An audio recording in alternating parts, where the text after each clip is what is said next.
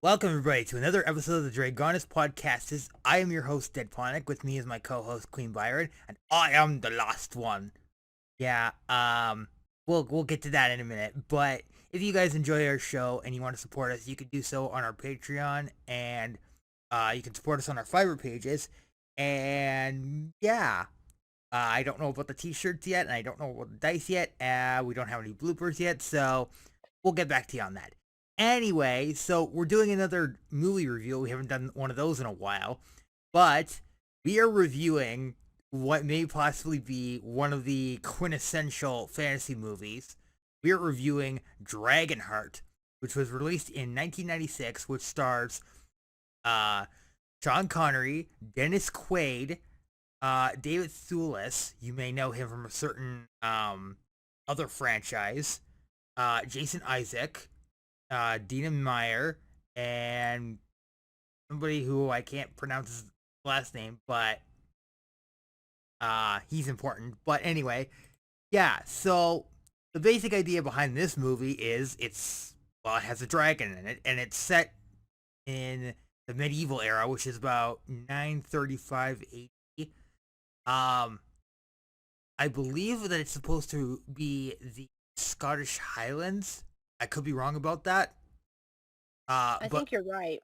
given the existence of what they refer to as Avalon or Camelot, it's easy to infer that it's in roughly in England and Scotland, in that area. But probably the one thing that sets this thing apart from other fantasy movies is that it came out in a time when fantasy movies were kind of hitting that high point, and then they started going downhill. Unfortunately, Dragonheart is no different. It has spawned a bunch of sequels and prequels that are just, oh god. We're not going to talk about those today, folks. We're focusing on the first movie, the good one. Yeah, the good one. Now, if you want if you want an example of a bad like fantasy movie, go watch Eragon. Don't watch that movie, seriously. Or don't watch that. Yeah. Anyway, Anyway. yeah.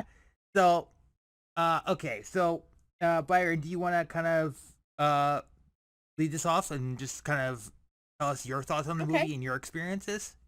Well, I really enjoyed it. It's a fun kind of fantasy adventure movie with hijinks and shenanigans and a bit of a con, with the last dragon, the dragon hunter, and they kind of fleece a couple of small towns. It's all good. It's all good. But when you're dragon hunter and there's only one dragon left, what are you supposed to do, right?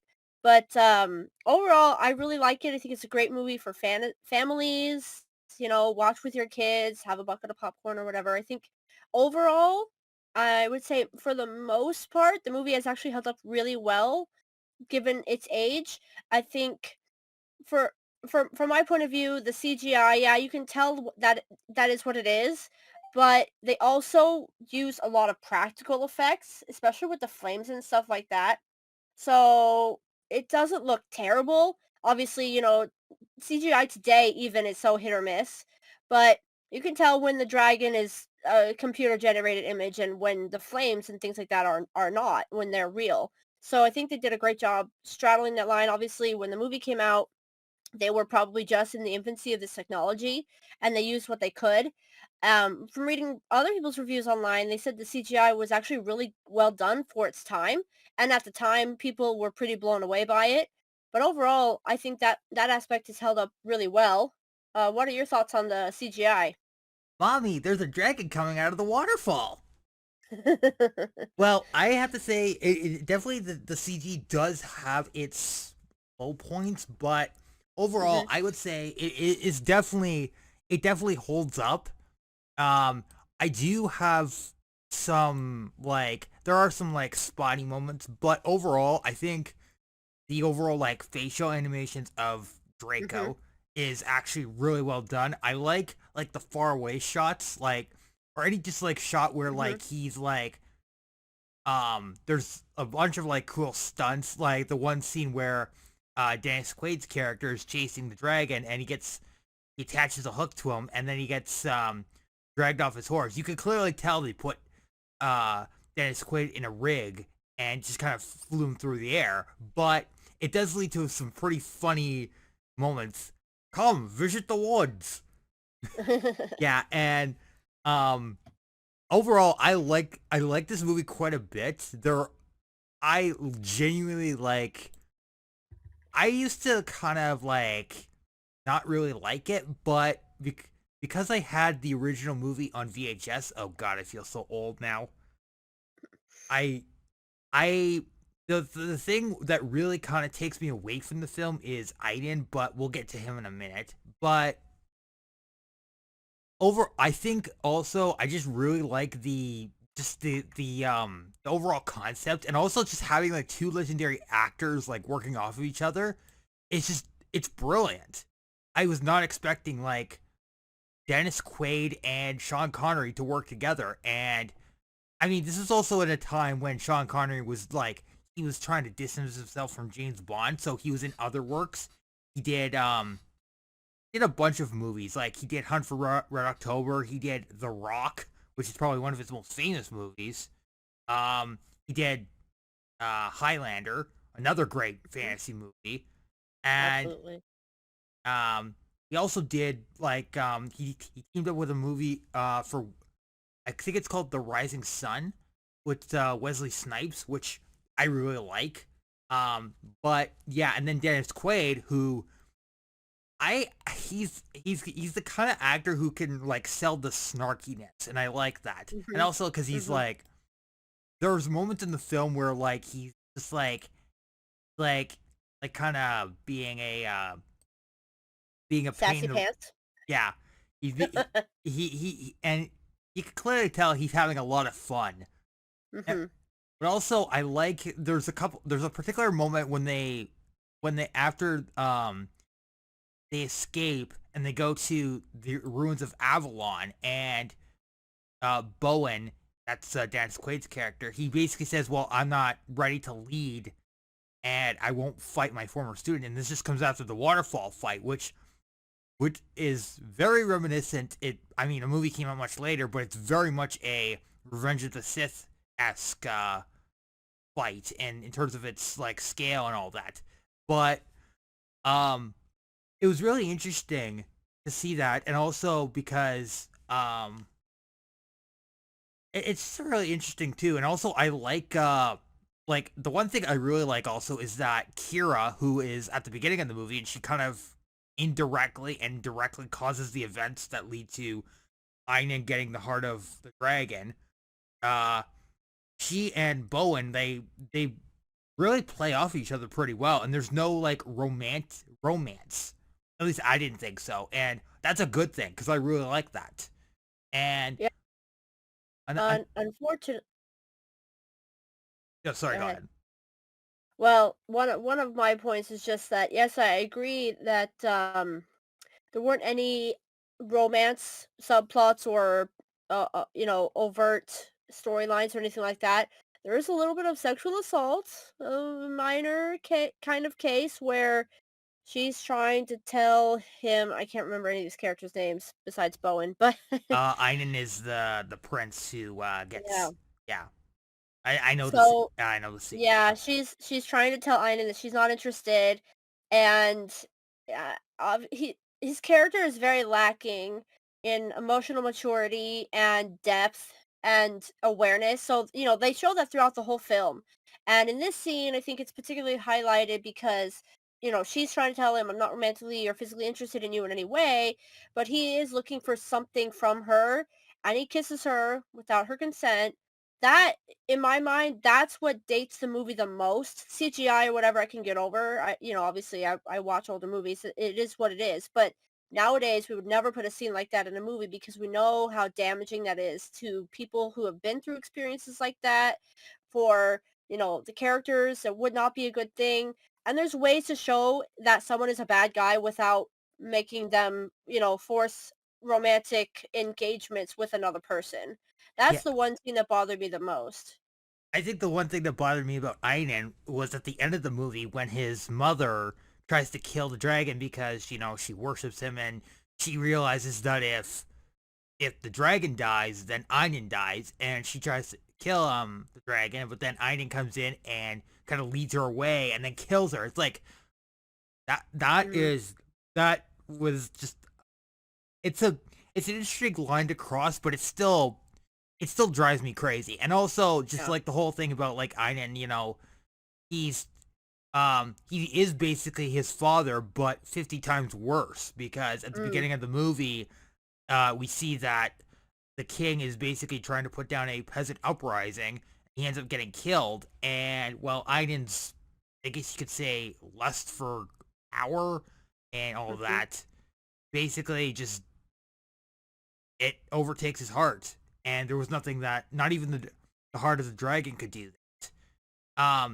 My which brings me to another point that I was kind of wanted to bring up was the character of Brother Gilbert, who is the I guess you could call him a monk or some kind of scribe, but Mhm.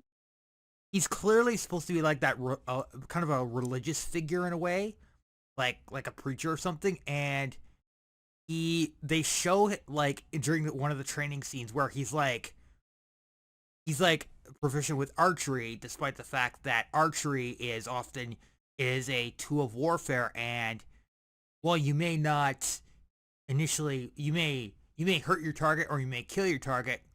Um, he clearly, like when he's about to take the shot to um to kill Einen, he says, "Thou shalt not kill," and I feel like he's either portraying his values or he's not really a preacher or he's just a scribe. But also, there's a bit where he shoots a guy in the rear cheek and he says, "Turn the other cheek, brother." It's like, wait a minute, I know this reference. This is a reference to Braveheart, which we're not gonna get into because oh dear lord. But anyway, um, my my other thing that I really like about the first encounter with Bowen and the dragon is this is exactly what a adventurer or a knight would do against a dragon, probably most likely is that you've got like the tail attack, you've got the claw attack, you got the Mhm. mouth, and you got the fire because most people seem to forget that a dragon has other things and other means to attack. And it was wonderful to see that. And also, the whole thing where like they come up with a scam to basically like where it's Draco that actually points this out where if you kill me, then you're out of line of work, and if I kill you, I wait for the next sword swinging maniac to come and make a reputation out of my hide. So they come Yeah. up with the idea of basically, well, I guess you could say, um, what's the word? Scamming. Police scam. Yeah. Yeah, yeah, and it it's pretty effective. But I think one of the I think the funnier moment comes when the first time that works and Draco falls in the water and he comes up and he sees a bunch of sheep and he goes, hmm, hello. And it's like, okay, yeah, yeah, I know where this is going. And it's like, yeah, a dragon has to eat, of course. But Yeah. uh and regarding Kira, um she kind of like blows their whole scheme apart. And well, Bowen kind of convinces the villagers to kind of offer her up as a sacrifice to the dragon. Um I'm okay with that, but Draco has a good, kind heart, and I also Yeah. I didn't realize that dragons could sing, so that's interesting. Um, yeah, it's actually it's actually really interesting that whole like bit, and then my other favorite part is definitely the finale, the ending. It it's very heart wrenching. It's hard to say okay, Draco has to die in order for I need to die, and it's like how do you do that in such a way that it's like done effectively. And well, unfortunately, um well, Draco has to kind of force Bowen to kind of kill him because that's the only way to stop Einen. And I think it's a pretty interesting like way to end the finale. And also because they talk when Draco talks about like going up into the stars and becoming like one of the constellations in the sky, which that was brilliant. Mhm. And when he says, "What now, Draco? Where do we go? Where do we look? The stars, both the stars." And it's just like, wow, you cannot like get a better finale than that. And it's wonderful. Also, just the scene at Avalon where like Bowen is staring at like what he thinks is like a carving of King Arthur, and he recites the old Knight's Code, and that is a powerful scene, especially since they do it in the rain, and it's like, yeah, yeah.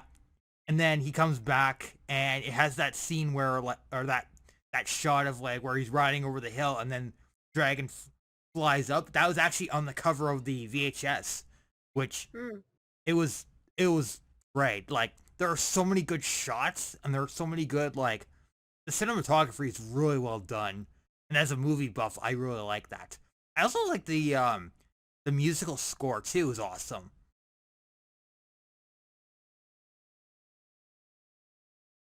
And also, and just going back to like Dennis Quaid and Sean Connery, they make this movie what it is. Like, um, as we put in our notes here, they make they make like a weird buddy cop aspect, and it's really fun. It's really funny that they work off each other so well.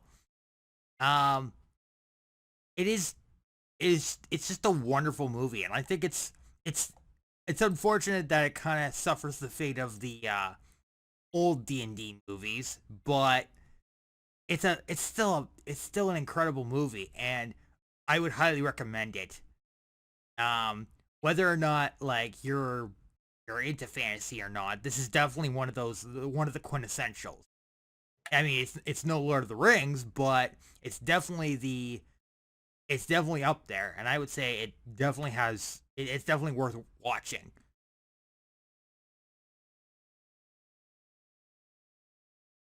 All right. Any last thoughts before we wrap up? No, I think you've covered it pretty well. It's a fun fantasy movie if you like, seeing dragons and stuff like that, but with a bit of a twist, as we talked about how, there's only one dragon left, and you can't really kill the last one, you'd be put out of work. That whole scene with Sean and Dennis was pretty great. But so, it's not just the standard hero's journey, find the dragon, kill it, and save the girl or whatever. But yeah, I think they did a great job. Yeah. Once again, it's one of those things that I really like is when like you have a two characters and there is no like romantic. There's clearly no romantic feelings for each other that the characters have. It's more of a case of like they're kind of working together and they don't have any romantic feelings for each other, which is just that's wonderful. Now you can have that in a fantasy movie, but it has to be believable. And I believe that this is a good example of how to write a two characters who can work with each other and not have romantic feelings. And Dennis Quaid and um uh, Dinah Meyer, they play that and they act that so well, and it's like it's crazy to think about that. Um, so yeah, so overall, fantastic movie, great. Now the CG is a little bit dated, but I can live with it. And if uh, if you're looking for high adventure and you're looking for a medieval fantasy film that has legendary actors, and you're looking for like pretty much a fun movie for fun and family and all that, Dragonheart is the the way to go. Just don't watch the sequel and the prequel. Just don't watch them. Anyway, tune in next week as we continue our war our month of fire, as we're gonna call it. And we'll see you guys next week.